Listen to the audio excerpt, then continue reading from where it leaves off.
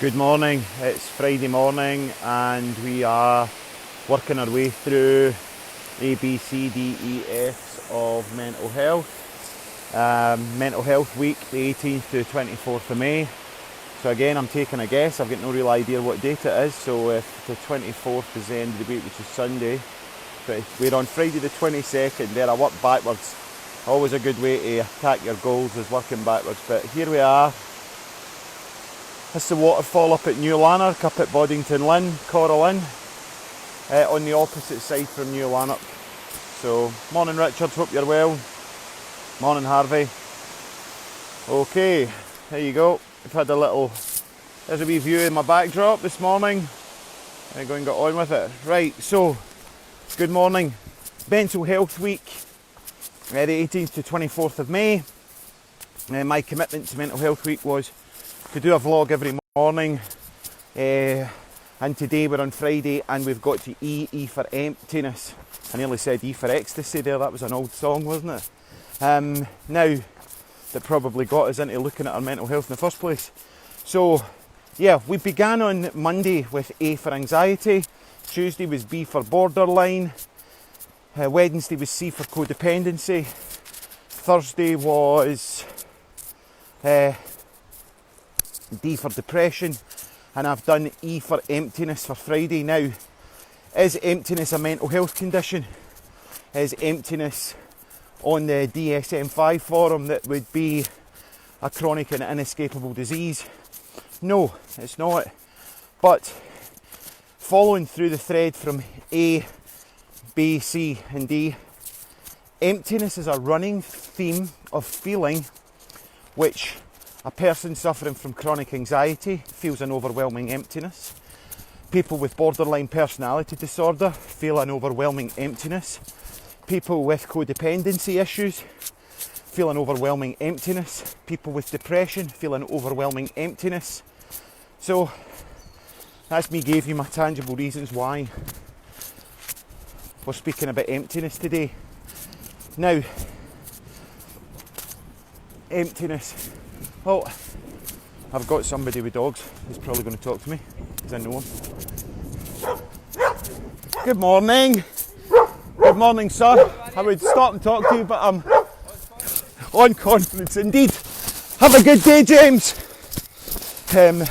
Now, emptiness, that feeling of just being completely empty, that hole that's inside us. Now, again, as I say always at the beginning of each vlog, probably because I still don't have enough value in what I'm saying, I would always encourage you to do your own research. And these are only my opinions. I do not sit in an ivory tower, far from it.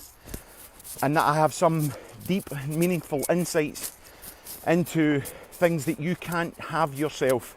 So please, I encourage you to look at these stuff yourself. So emptiness is that hole that's inside us. And I personally believe that as we inhabit this separated field of consciousness that we inhabit, emptiness is a feeling that we were born with. That hole. I believe that emptiness is a feeling that separates us from the animal kingdom. I believe that emptiness is part of the human condition and part of the human experience. The negative thing about it is no one taught us how to... Morning Mr Divine, morning Paul. No one taught us that emptiness is part of the human condition. That emptiness is something that we're going to experience. Nobody actually... Yeah, they sent us to school and we learned that Jack went out with the ball and played with the dog and went over the hill. But nobody actually sat us down and explained this feeling of emptiness to us. So we get to rare old midlife that I'm in, and here we are talking about it. Part of the human condition.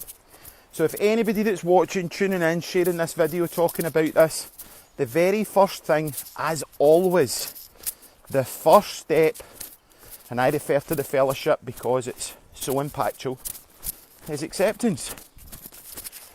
You know, a mechanic said to me recently about a car that I had an overheating problem.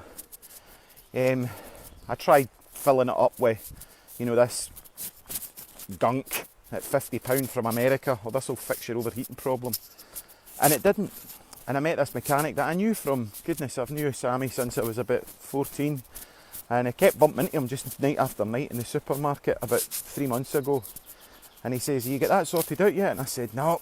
And he said, it'll not magically fix itself, Ross. And you know, that appealed. The next day, I called him up, asked him if I could bring it down and get him to take care of it. Now, it was never going to sort itself out, but I was magically hoping that this overheating issue would go away on its own, that it would just somehow, one day I'll wake up and it'll be better. And emptiness is like that. It's not magically going to go away. Denial is not a river that runs through Egypt. And we may all feel like we're Cleopatra when we're in the drama of our own emptiness, codependence, depression, etc. But really, it's acceptance. Step one, accept that there's a feeling of emptiness. No matter how many designer label clothes, cars, restaurants that you can go to, you're still burdened with a feeling of emptiness. We need to look at it and address it. Now, like imagine this. Imagine you had a bee sting in this country, right? If you're not allergic to a wasp sting or a mosquito bite. If you focus on the mosquito bite will be very itchy. But if you drop some lemongrass on it and go for a meal with friends, and then you come back to your own room and your attention goes back to the mosquito bite again, did you notice that the mosquito bite wasn't itchy while you were out having dinner with your friends? Did you notice that when you so it's refocusing our attention, it's learning. So if somebody took us at school and showed us about codependency, about depression, about loneliness, about emptiness, the heart of how we would have been educated in our feelings is how what we focus on grows, and how do we redirect our focus and our attention. So emptiness, first step, accept that you're empty, accept that loneliness, get out of denial, get out of that, and start to look at those feelings of emptiness. Why am I talking about emptiness? Because all the things that I speak about, anxiety, depression, codependency, borderline personality, there's a deep feeling of emptiness inside us. Now, we could get into a complete metaphysical conversation about that, and that since we left the metaphorical Garden of Eden, or as I like to call it, a unified field of consciousness, and entered into separation consciousness, well, what's going to be the byproduct of that? The byproduct of that is going to be emptiness, loneliness, not feeling like we belong. So because we're adaptogens and we fell from a unified field of consciousness into a separated field of consciousness that most of us inhabit, then the human brain had to evolve and develop over time, and it set up a requirement. The requirement of the human brain and the human condition is a thing called attachment. We are programmed to attach, because in that attachment it gives us a sense of self, it gives us a sense of safety, and it gives us a sense of security. Now, if you are feeling empty and you're in denial to it, the kind of questions you would start to ask yourself is,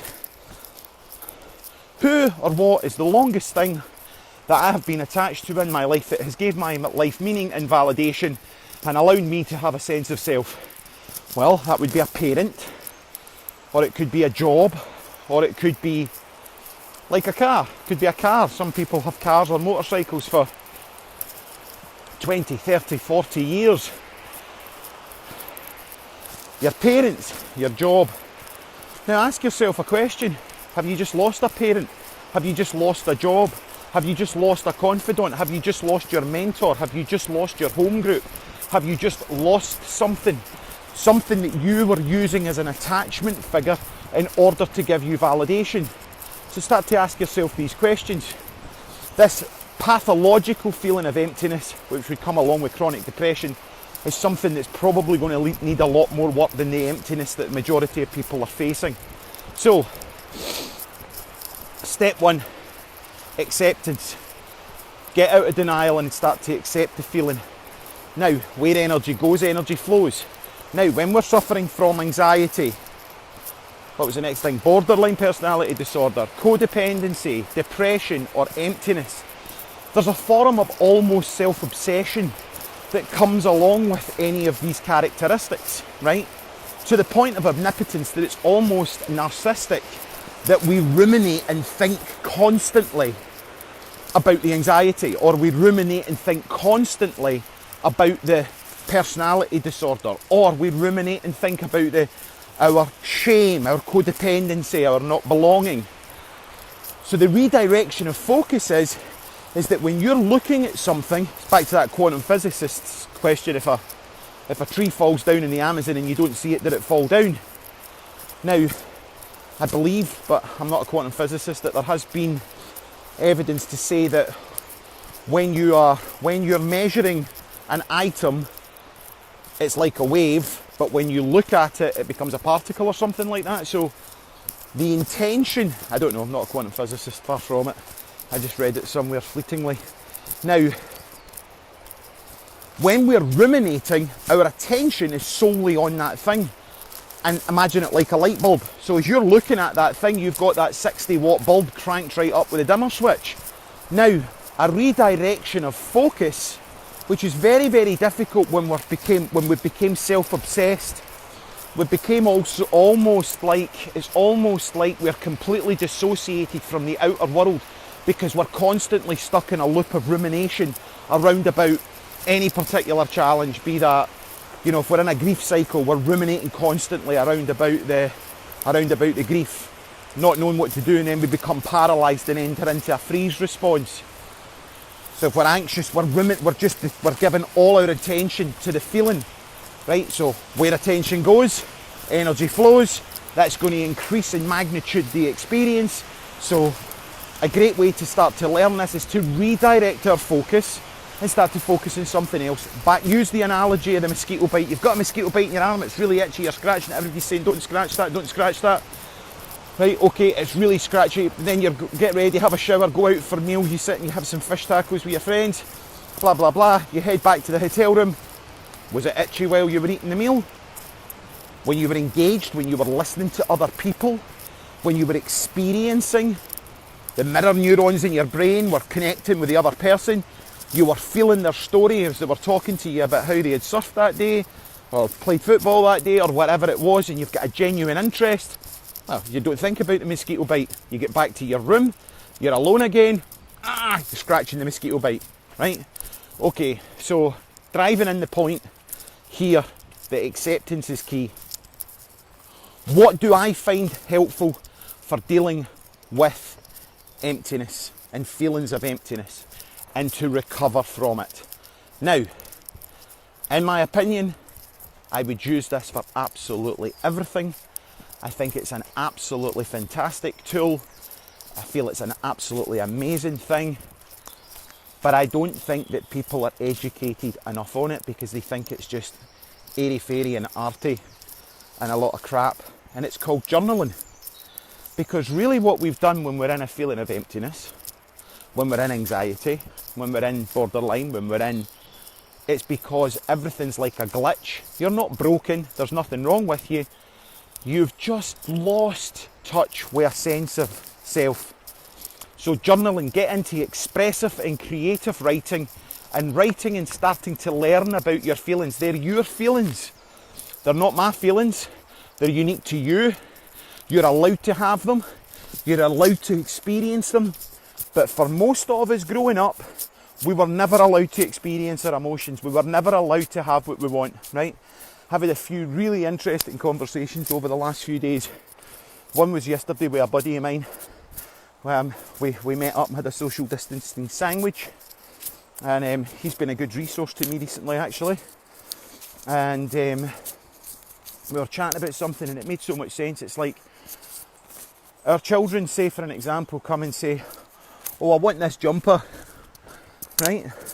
And we go, no, you can have this one. We then force them, steer them, manipulate them, guide them to get a jumper that we would have them buy, that we would buy for them.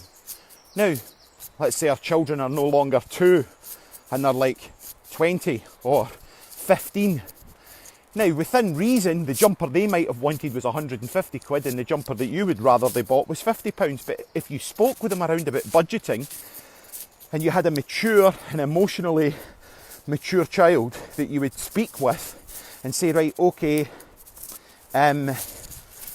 you're at that age now, you're 13, you're 15, you know, we're going to give you a budget for clothes shopping, we're going to go up to your room and we're going to write a list of what it is that you need. So you need pants, you need socks, you need a sweatshirt, jumper, you need some t-shirts, you need a pair of training shoes. Right, okay, that's what you need. Right, yes, tick. Sign them, get them to sign it. Show them responsibility, put that emphasis on that signature. Sign that, that's the contract. That you've received £250. Talking like that, Ross, I'm not going to get very much with that. Right, okay, £500. Whatever the figure might be, whatever was within your capability, so that you're not left feeling that you're not an adequate parent and they're not left feeling that they're not going to get a lot, and you budget and you create and you give your child that money and you allow them to go out and be accountable and responsible for what their needs are. Right, now that happened to me when I was a kid, but I never got the contractual thing and I got £100 to get into Glasgow, and funnily enough, the guy that I social distance sandwiched with yesterday worked in the shop that I got absolutely leathered for going into. Never knew that then. That would have been 30, 40. Now 35 years ago, Dr. Jives in Glasgow, my mother gave me £100 to go in and get all these items of clothing that I needed: socks, pants, t-shirts, blah, blah, blah. I went into Dr. Jives. I was actually with a girl from school, Stephanie. That's funny. Just came back to me there. And I bought one t-shirt for 100 quid. I got absolutely leathered. I got hammered, right? Okay, what's this to do with emptiness? I've went off tangent. What we do is we've never been taught that it's okay to have feelings, and it's that we can actually be responsible with those feelings only if we were taught to have them. So what the most of us do is end up repressing down those feelings, and because we're not experiencing ourselves in our entirety, we then end up counterintuitively, it ends up doing the opposite because we're in denial of parts of ourselves. It ends up making us feel empty because there's no full inclusionment, right? So step one, acceptance, accept the feelings, whatever those may be. There's loads of programs out there, there's loads of people that'll help, there's loads of people that you can rely on. Now, step two, which I feel is a really great step for getting back in touch with those feelings that were denied, is journaling. Okay, is writing down and starting to write about our feelings and how we feel expressively. And folk might just turn around and go, oh, that's a pile of crowds wallop, Ross. No, it's not.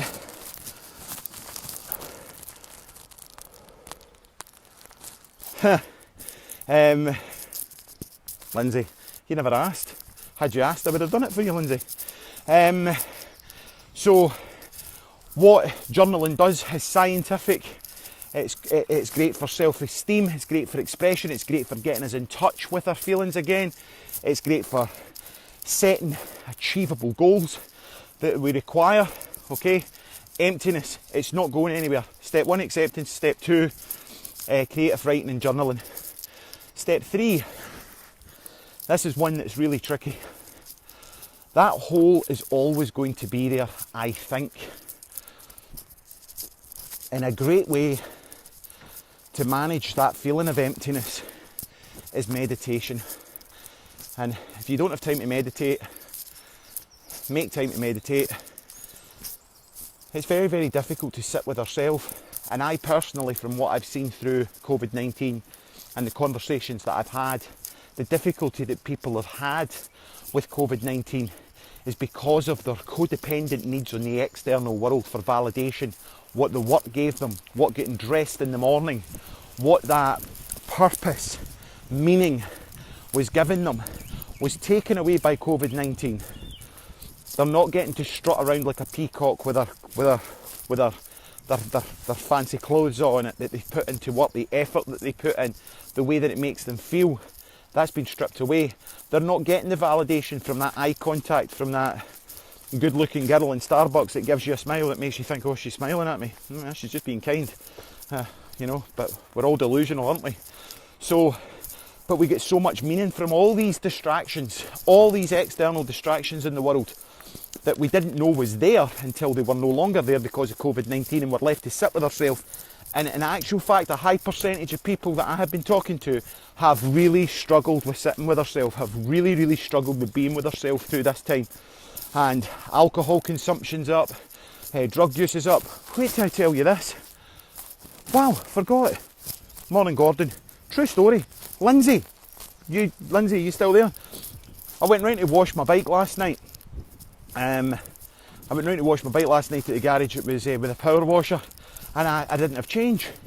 So there was this girl hoovering out her car at the garage, and I said, "Excuse me, do you have £2 coins?" She says, "No, I don't, but my dad's over there in the van." True story. Goes over to the van, chaps the window, two guys jump round, CD cover, credit card, chopping up lines of white powder. I don't know if it was speed or cocaine, right? And I was like that, "Excuse me guys, have you got £2 coins?" And they're like that. I says, "Oh, calm yourself down, you choose to do that." Thursday night, sitting on a main road in Lanark, I don't know what time, around about, I don't know what time it was, 6 o'clock. Sun was still up, sun was shining. Two guys sitting in a car, snorting Charlie while his daughter's cleaning out the car. He's got her hoovering out the car, that's good, she's doing her chores. And him and his pal are sitting in the motor snorting gear. I was like, wow.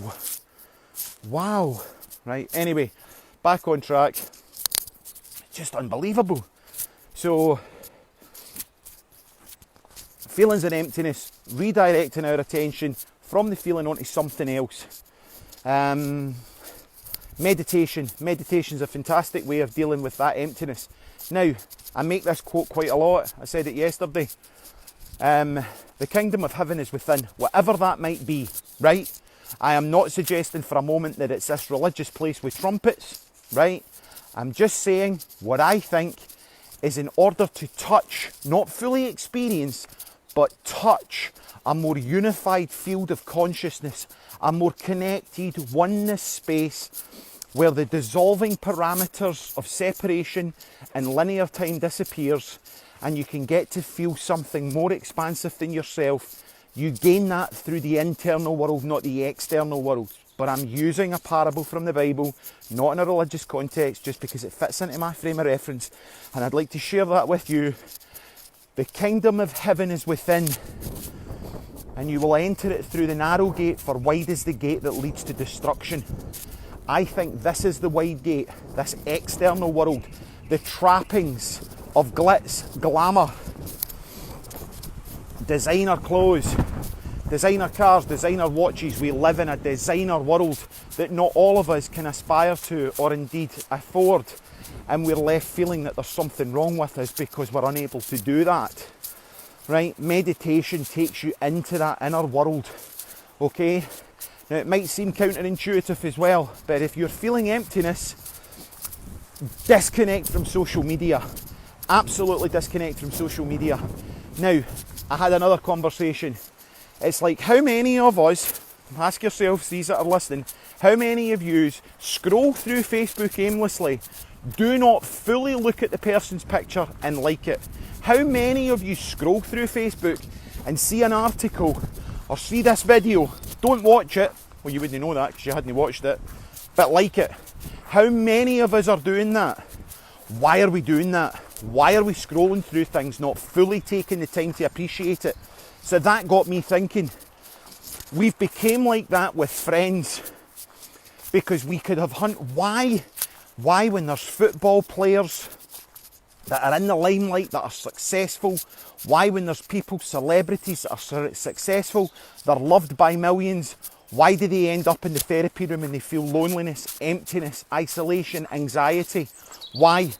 Because as my granny used to say, back to my granny, 2 good friends are worth 20 acquaintances, right? And if we're scrolling through social media, right, and I noticed I've done it, I'm guilty of that, and I have made a conscious effort since the beginning of this week, because I knew that this day was coming and I knew that I would be speaking about emptiness, and I'd already pre-programmed that this is what I'd be talking about.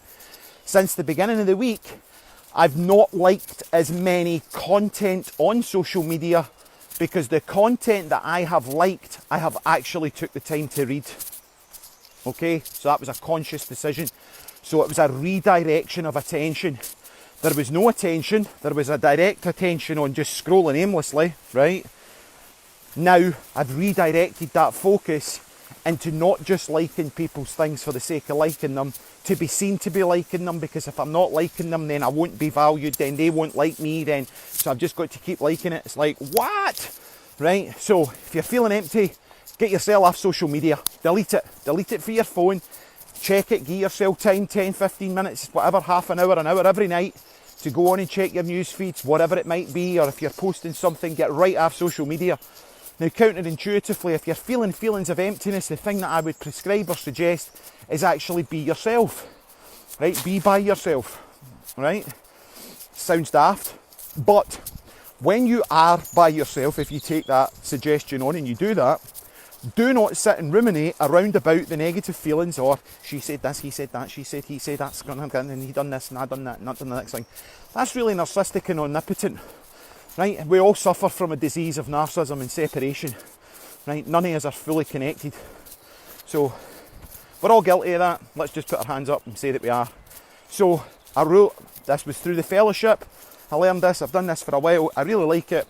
I'll use the word prayer. I pray for people, right? I've got a prayer table and I pray for people. And if I'm going to pray for somebody, I don't just do it without doing it. I'll ask their permission, because it can be quite a powerful thing to do with somebody else. And what I do is I bring people into my awareness and I think about them and I ask for healing for them and I ask for love for them and I ask for peace for them and I ask for courage for them, and I hold them in my thoughts and what they're going through at this moment in time, right? And that takes me out of my narcissism and omnipotence, and it puts my attention and focus. It redirects my attention from myself, my own hungry ghost world that I'm continually trying to feed, and I project it onto and outwardly into. I fill my alone time with thinking about other people and the situation and how difficult their life might be right now and what's going on for them, and if there's anything at all I can do to help them, even if it is just praying for them, right? So that's what I do. I'm suggesting everybody starts. You don't need to sit down bowing your head like that. It's just thinking about other people. Yeah, I could go on about emptiness. We're trying to fill emptiness. We live in a world that values separation. Start to look at that now. Let's wake up to that fact, that we inhabit a world, that designer glitzy world that absolutely honours separation. And what we're trying to do is we're trying to buy our way out of emptiness. If we get caught up in that trap, you know, as I said, my friend yesterday that I'd caught up with, my buddy yesterday that I was catching up with for a sandwich, we had a really great couple of hours chatting away about life in general. And, you know, see these hard men or big men or gangsters and all these folk that are jumping about in their big fancy motors, right? Look at me, right? Dead loud folk when they come into places and all that. You can hear them 100 mile away, right? You're like, just shut up, right? Admittedly, there was a part of me used to be like that, right? Tone it down a bit. See those people, as we were discussing, see some of the hardest men you'll ever meet. They're compensating. They're absolutely 100% I forgot that word now. They are, that'll annoy my brain. They are, forgot it, began with a C. I said it, I don't need to say it twice. They're compensating for that snotty-nosed little kid that's inside them, that never had a penny, that was poor, that was neglected, that's mother or father might have had substance misuse problems, right? It's just a compensation. And rather than dealing with the fractured little self that's inside of them, they put on this persona that they've got it all, when in actual fact all they're doing, and I could absolutely guess, they cannot feel it. They get the Porsche, they get the Ferrari, they get the whatever it might be, the Bentley, the Rolex watches, and they put it on and you feel good for all of about 2 seconds, because all you're doing is feeding the hungry ghost called emptiness. And that's not the way that you're going to fill it, because Wide is the gate that leads to destruction. Look at Buchanan Street. Look at the amount of wealth that's on Buchanan Street on a Saturday, and how many folk are walking about with their bags with their designer names on it when the shops were open. That's been stripped away, and a lot of us are left sitting by ourselves. Now, I could go on about this subject forever. Emptiness is not a DSM-5. Emptiness is not a mental health issue. Emptiness is what is behind and in and infiltrated and through every mental health issue that you can look at. Every mental health issue that's in the DSM-5 that's named and regulated, there is a component of emptiness that's behind every single one of it. So, step one, accept it. As I said, I could blather on about stuff forever and ever, and I just need to tone it down again and try and get it into like 5 minutes instead of 25. Hope you have a fantastic day, and thank you very much for tuning in. Thank you very much for sharing the content. It's very humbling that people think enough it's very humbling that people think enough, man, to share this stuff. I really do. I'm passionate about it. Why? Because I lived in a dark hole most of my life, and whether that was a dark hole of addiction, depression, emptiness, loneliness, whatever it might be, right? And see, when you get recovery from that, and you're alcohol and substance free, you're free of depression, you're able to see the guilt before it takes hold of you, and you're able to experience a world. I want more than anything for folk to get that, man, because it's great. It's an absolutely fantastic feeling. You're up and down, there's peaks and troughs. But as my friend yesterday said to me, once you've run the marathon, you're allowed to have a wee bit of time off. It's making the gaps smaller between getting yourself involved and withdrawing. Involved, withdrawing is making those gaps smaller, and I value him for saying that. So I wish you all the very best. Today's Friday, yeah, we're on till Sunday, and thank you. Have a great day. Hiya.